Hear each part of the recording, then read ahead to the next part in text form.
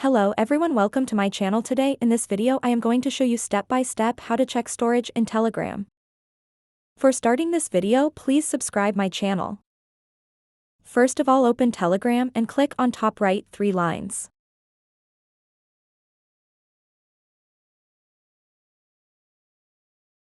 After that you have to click on settings. After clicking on settings here you have to click on data and storage.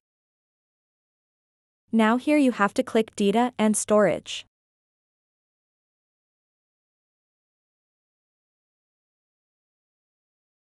After that, storage usage here at the top. After that here you can see the storage usage of your mobile phone.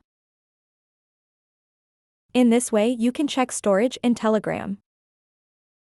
Thank you for watching this video. Please subscribe my channel.